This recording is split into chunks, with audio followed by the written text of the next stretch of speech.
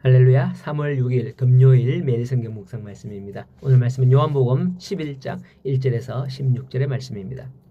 저도 이제 나이가 조금씩 들면서 주변 사람들의 건강 상태를 들으면 이제 예전같이 않구나. 우리가 예전같지 않겠구나. 그런 때가 되었구나 하는 생각이 조금씩 듭니다. 조금이라도 어렸을 때는 무슨 일을 당해도 뭐 병원 가고 약 먹으면 되지, 치료하면 되지 않나 라는 생각을 했지만 이제는 조금씩 달라지더라고요. 교회 어른들이 이 말을 들으면 저를 보고 무슨 생각을 하실는지 모르겠지만은 제가 벌써 이런 나이가 되니까 이제야 어른들이 이해가 되더라고요. 우리 부모님들 세대가 이해가 되더라고요. 교회 모든 어르신들께서 항상 건강하시기를 축복합니다. 자, 오늘 말씀해 보니 어떤 병자라고 나오죠. 어떤 병자가 있으니 라고 시작을 합니다. 물론 그 뒤에 이름은 나사로라라고 밝힙니다만은 병자라는 것을 먼저 강조하는 데는 이유가 있을 것이다 라는 생각이 듭니다. 나사로의 집은 예수님께서 공생의 기간 동안에 예루살렘에 올라가실 때마다 종종 들렀던 베단이라는 동네에 있습니다. 예수님께서는 예루살렘 성전을 하셨다가 저녁이 되면, 밤이 되면 베다니 동네로 가셨잖아요. 그렇게 해서 종종 묵던 곳이었습니다. 예수님의 복음 사역에 문을 활짝 열어주었던 그 집이었죠. 그 누이 마리아는 일전에 예수님께 향유를 붓고 머리털로 주의 발을 닦기도 했다라고 합니다. 나사로는 바로 이 마리아의 누이였던 겁니다. 그런데 이 나사로가 무슨 병인지는 모르겠지만은 병들어 심각한 상태에 놓인 것 같습니다. 그래서 그의 누이들은 예수님께 사람을 보내어 나사로가 병들었다라는 소식을 알려 예수님을 부르게 된 겁니다. 그런데 여기서 주목할 점은 예수님께서 나사로의 소식을 듣고도 즉시 베다니로 달려가시지 않고 이틀을 더 지체하셨다는 거예요. 물론 여기에는 특별한 목적이 있었기 때문이었겠지만 이 일로 인해서 나사로가 치료받을 시기를 놓치고 죽게 되었다면 그것을 그의 누이들이 알게 될 때 누이들이 얼마나 속상하겠어요. 그죠?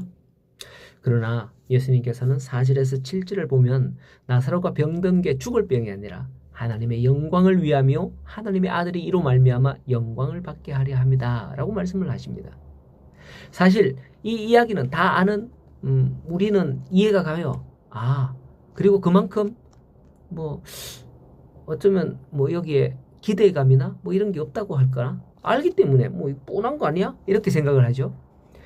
이 말씀은 예수님께서 병든 나사로를 고치는 것보다 죽은 나사로를 살리심으로 하나님께 더 큰 영광을 돌리게 될 것임을 말씀하는 거잖아요. 우리는 이미 다 알고 있기 때문에 뭐 큰 감동이나 뭐 이런 게 없습니다만은 그러나 또 이것은 나사로만을 위함인 것이 아니죠. 후일에 잡히셨을 때에 표적을 보여달라는 유대인들이 그렇게 표적을 보여달라 이렇게 말할 때에 유대인들에게 말씀하신 바로 나사로에 관한 나사로의 표적밖에 너에게 보여줄 게 없다 이렇게 말씀을 하잖아요. 예수님도 나사로처럼 죽은 후에 다시 살아나실 걸 말씀하시는 거죠. 그렇습니다. 이것은 바로 예수님의 십자가의 고난 사건 후 되어질 일들을 암시하는 그런 것입니다. 예수님은 이와 같은 결과가 자기에게 닥칠 것을 미리 아시고 영광을 얻을 때가 되었다라고 하신 거예요. 여기는 나사로를 아무것도 아닌 경히 여기는 그런 마음인 게 아니죠. 이틀을 더 지체하는 게 말이죠. 자신의 몸을 바침으로 우리를 살리실 대속의 제물이 되시겠다라는 놀라운 사랑이 담겨져 있는 거고 그거를 보여주는 증거로 삼으시기 위함인 거죠.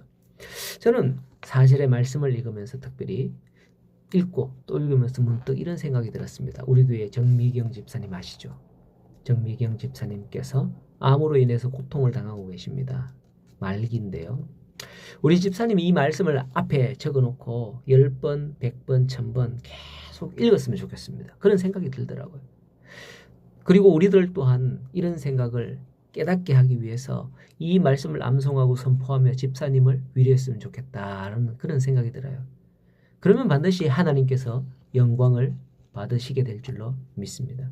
성도 여러분, 예수님을 믿는 자들을 불행에 빠뜨리는 그런 예수님이 아니고 그런 하나님이 아닙니다.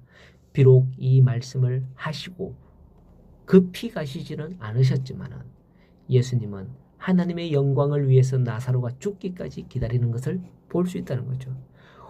그것은 우리의 육의 생각이 죽어야 된다는 거예요. 그래야 영적으로 예수님을 의지할 수 있는 겁니다. 집사님뿐만 아니라 우리 모두에게도 동일한 거죠. 그러한 우리를 주님은 죽었다 하지 않습니다.